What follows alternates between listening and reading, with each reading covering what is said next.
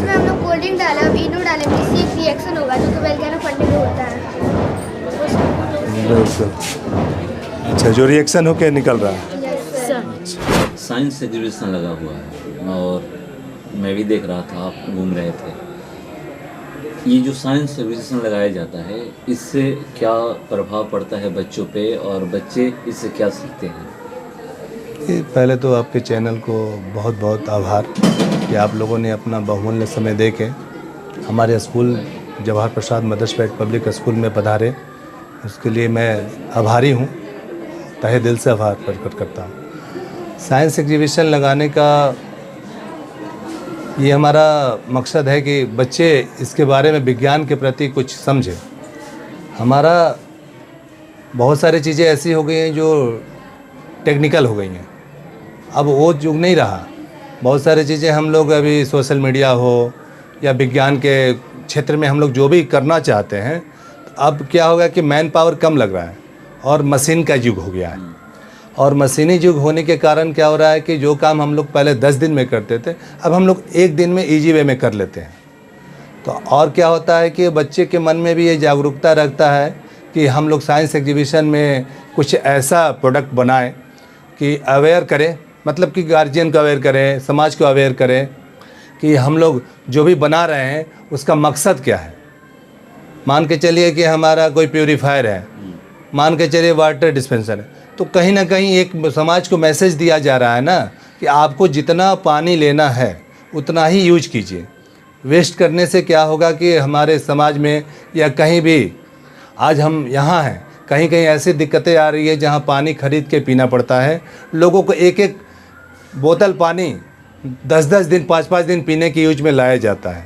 तो उस चीज़ को अवेयर करने के लिए साइंस एग्जीबिशन लगाया गया, बच्चे को बताया गया, बच्चे को समझाया गया और उनको एक टास्क दिया गया कि आप इस प्रोजेक्ट पे काम कीजिए और अवेयर कीजिए सबको कि इसका क्या इम्पोर्टेंट है। एक चीज़ और देखा कि आप बात कर रहे थे कि पेड़ कटने से कैसे रोका जाए, और आप ये बोले कि जो भी बच्चे हैं या जो भी लोग हैं वो अपने जन्मदिन पे एक पेड़ लगाएं। बिल्कुल। पेड़ बहुत तेज़ी से कट रहे हैं। बिल्कुल। ये सब जो स्कूल में ये सब बताया जाता है, सिखाया जाता है बच्चे, क्या इसका प्रभाव ग्राउंड पे दिखता है?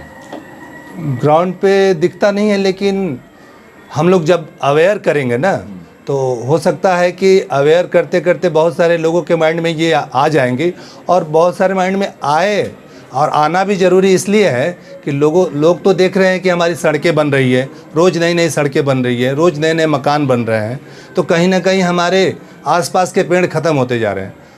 पहले क्या था कि बहुत सारा इतना गर्मी नहीं पड़ता था, लेकिन पेड़ कटने की वजह से आज इतनी गर्मी बढ़ गई है कि आपको ठंड का मौसम मात्र 2 महीने होता है और 10 महीना मैक्सिमम आपको ठंड पड़ना ही पड़ना है। तो इसके लिए हम लोग अवेयर करेंगे और समाज में ये मैसेज पहुंचाएंगे, और स्कूल के माध्यम से, बच्चे के माध्यम से, हम लोग घर में भी जाके और अखबार के माध्यम से, आप लोगों के माध्यम से भी हम कहना चाहते हैं कि हर आदमी को ये होना चाहिए कि कम से कम, जन्मदिन तो हर साल आना है, तो उस जन्मदिन में हम एक पेड़ लगाएंगे।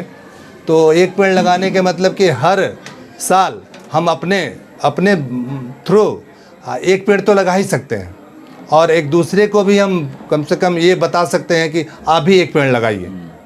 तो पेड़ लगाने से क्या होगा कि हमारी ऑक्सीजन लेवल बढ़ेंगी, हमारी कार्बन डाइऑक्साइड लेवल कम होंगी। तो हम जब हमारी ऑक्सीजन लेवल बढ़ जाएंगी तो हमारी क्या अभी दिक्कतें हैं, बहुत सारी दिक्कतें, अभी चलिए जाइए हॉस्पिटल में तो ऑक्सीजन सिलेंडर लगाना पड़ता है, जबकि हमको तो ये सारा चीज़ नेचर फ्री में दिया है, लेकिन हम लोग क्या कर रहे हैं, उसको ख़रीद रहे हैं हॉस्पिटल में। लेकिन उस सब चीज़ों के लिए हम लोग को क्या करना पड़ेगा कि अपने आसपास पेड़ कटने से रोकना है।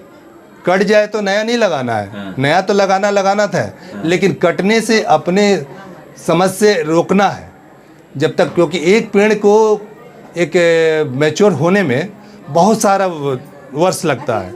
आप आज एक पेड़ लगाइएगा तो कहीं ना कहीं वो आपको 5-6 साल के बाद कहीं ना कहीं वो एक लेवल पर पहुंचेगा जो आपको छाया दे या फल दे।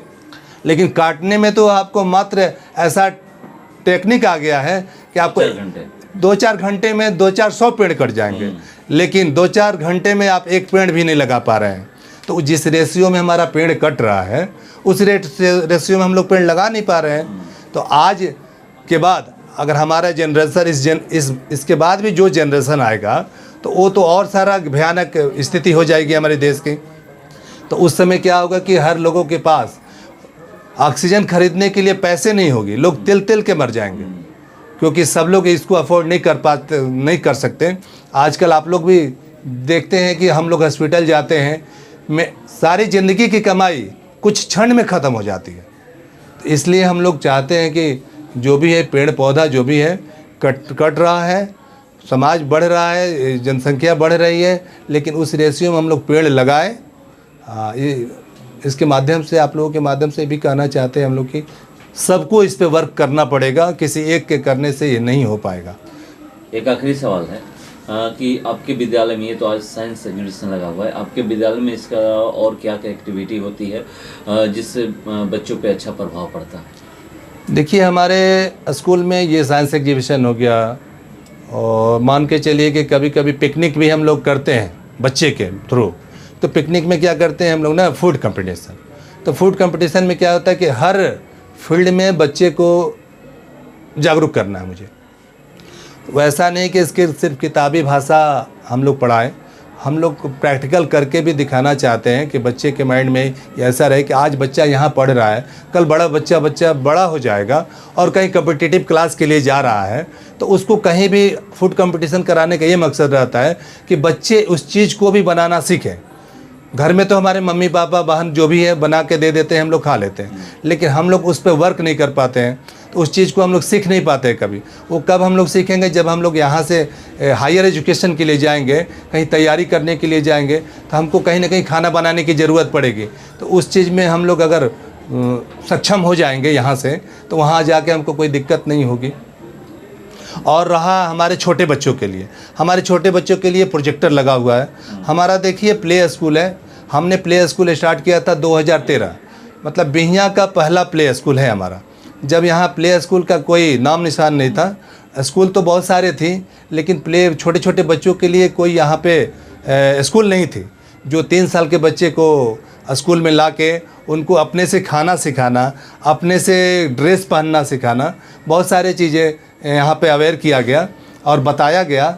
और सबसे बड़ी बात है कि हम लोग ऐसा मोटिवेट करते हैं, छोटे बच्चे हो या बड़े बच्चे हो, कि कम से कम अपने ऊपर डिपेंड रहिए।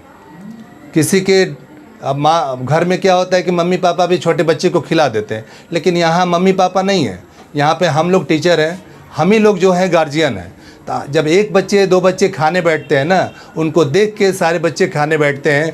जो घर में 1 घंटे में बच्चे खाते हैं, वो लंच टाइम 15 मिनट 20 मिनट में यहाँ फिनिश कर देते हैं। तो इससे एक मैसेज जाता है कि कम से कम बच्चे अपने थ्रू कुछ करना सीख जाते हैं। और यहाँ हमारा पढ़ाई ही नहीं है, हमारा खिलौने के द्वारा, टॉय हमारे पास है, उसके द्वारा बच्चे को पजल है, कलर है, बहुत सारे चीज़ों का ज्ञान दिया जाता है कि ये कौन सा कलर है, उसको पहचान हो। और इस शेप बताया जाता है कि ये कौन सा शेप है, और इसको अगर मैनुअली बताया गया, टीचर हमारी बताती है, और विजुअली हम लोग बताना पड़ता है, तो प्रोजेक्टर पर इस चीज़ को, कंसेप्ट को हम लोग क्लियर करते हैं।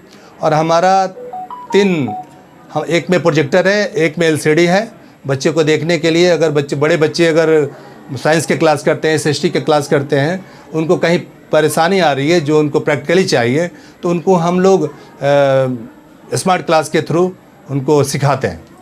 जिस तरह से छात्र छात्राओं के मन में ये जिज्ञासा होता है कि हम जो है प्रोजेक्ट तैयार करना है और साइंस एग्जीबिशन में भाग लेना है, क्या उसी तरह से जो छात्र छात्रा है सारे सब्जेक्ट पर जो है फोकस रहता है, या साइंस पे फोकस रहता है ज़्यादा?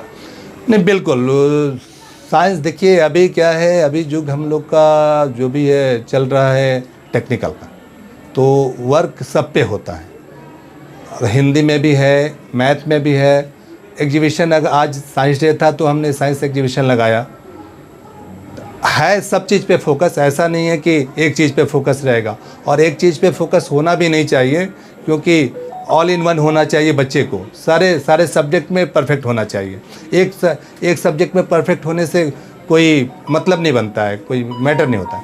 तो इसलिए हम चाहते हैं कि हम लोग यही चाहते हैं कि सारे बच्चे सारे सब्जेक्ट में रहें, और जिस सब्जेक्ट में किसी को भी कोई प्रॉब्लम है, स्कूल आवर के बाद भी हमारा एक्स्ट्रा क्लास चलता है। आप जिस टीचर को बोलिए, ऑफिस में आके बोलिए कि सर हम इस दिन हम लोग ये ग्रुप इस टीचर से पढ़ना चाहते हैं, तो उस टीचर को उस दिन हम लोग अवेलेबल करते हैं। छुट्टी के बाद जो क्लास चल रहा है वो तो चल ही रहा है, छुट्टी के बाद जिस सब्जेक्ट में आपको कोई भी डाउट क्लास हो या प्रोजेक्ट क्लास हो, कुछ भी आपको दिक्कत है, आप उस चीज़ को आप क्लियर कर सकते हैं। परिचय दे दीजिए। मैं मनीष कुमार, मैं director JP mothers private public school बिहियाँ।